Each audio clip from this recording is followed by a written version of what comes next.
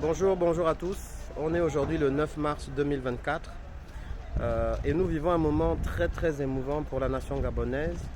Nous avons vécu un moment très triste il y a tout juste un an avec le naufrage du Esther Miracle. C'est un sujet qui a touché toute la nation et beaucoup de pays. Beaucoup de pays nous ont assistés dans cette douleur. Et là, je suis aujourd'hui au niveau du port Molle où effectivement il y a eu des cérémonies, on va dire de commémoration depuis le matin avec les victimes, des rescapés et des institutionnels, beaucoup de la société civile, des citoyens, etc. etc. Donc je suis avec Eloge, qui est en fait donc le président du collectif des victimes du naufrage du Esther Miracle. Bonjour Eloge. Bonjour Stéphane. Voilà, et je voulais juste d'abord vous montrer une sorte de mausolée, on va dire ça comme ça, un lieu de recueillement qui a été donc mis en place pour pouvoir déposer des gerbes. Voilà, comme vous pouvez le voir, plusieurs personnes ont manifesté un attachement, un souvenir, une reconnaissance.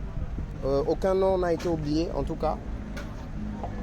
Et on dit tous plus jamais ça. C'est pour ça que la population gabonaise, comme un seul homme, s'est réunie autour de ce dossier du Esther Miracle.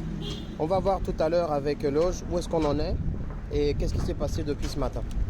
Alors donc je continue pour essayer de comprendre ce qui s'est passé depuis ce matin. Donc je suis toujours avec les deux présidents de collectif. Donc on va commencer par le frère à ma droite, donc, qui est Jeff, il va se présenter. Hein. Donc Jeff, après avoir beaucoup échangé, qu'est-ce qui s'est passé aujourd'hui, comment tu as vécu les choses et après on va continuer avec le frère à côté. Donc bonjour Stéphane, Oui. donc ça fait du bien, voilà, comme tu le disais, après avoir beaucoup échangé à distance, voilà, de se voir physiquement, voilà, et de pouvoir échanger là sur place. Écoute, aujourd'hui était l'anniversaire donc du naufrage donc du navire Esther Miracle. Donc ce naufrage qui a endeuillé vraiment plusieurs de nos proches, qui a endeuillé la nation gabonaise et qui avait ému le monde entier parce qu'on se rappelle encore que des témoignages, des aides venaient de l'international.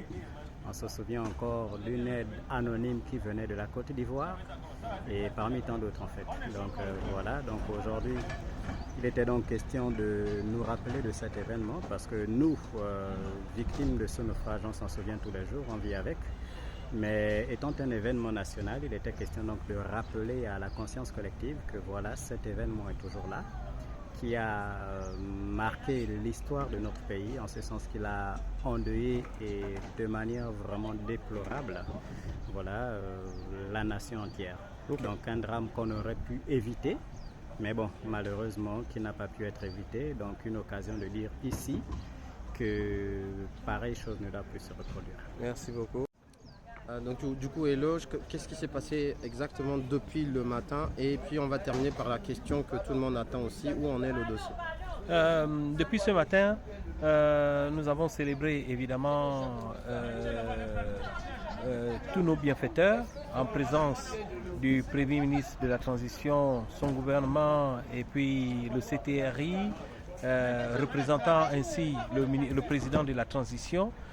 Nous avons célébré tous ceux qui nous ont donné la vie ou redonné la vie, notamment le commandant Jérôme Noël Mugula et son équipage qui était présent, la Croix-Rouge qui n'a eu de cesse de nous assister, et tout le peuple gabonais du Gabon et de la diaspora qui nous ont apporté une aide multiforme et d'abord spirituelle. Parce qu'à l'annonce de la situation, ils ont commencé à prier pour nous, à se joindre à nous dans la prière alors que nous flippions dans l'océan. Donc c'est ce qui s'est passé en gros. Il y a eu ensuite une série de discours du collectif des victimes du Esther Miracle, dans lequel nous avons demandé un certain nombre de choses. D'abord, nous avons demandé la reconnaissance à titre de héros national, le commandant Mugula, que même si ce n'était pas inscrit dans nos livres, cette rubrique devait être inscrite pour l'honorer, lui et son équipage, pour avoir fait que certains Gabonais, 124 Gabonais, soient vivants aujourd'hui, eux et leurs familles, et tous les corollaires. Ensuite, nous avons pensé que cette journée du 9 mars doit être désormais une journée nationale qui doit être célébrée à l'échelle nationale, une journée inscrite dans nos livres, dans les livres de notre pays. Troisièmement, nous avons pensé que nous devions être indemnisés. Indemnisés, c'est peut-être réduire la situation parce qu'une vie ne peut être évaluée financièrement. Elle n'a pas de coût. Donc, ce que l'État pourrait faire, c'est juste une compensation. Une compensation. À ce niveau, en plus, nous avons parlé des orphelins suite à ce naufrage, pour qui nous avons demandé à l'État d'avoir un regard bienveillant, de sorte à créer une fondation. Nous avons proposé de l'appeler BAL. Dans la langue Inzebi, ça veut dire les enfants, au sens étymologique du terme, c'est-à-dire la progéniture.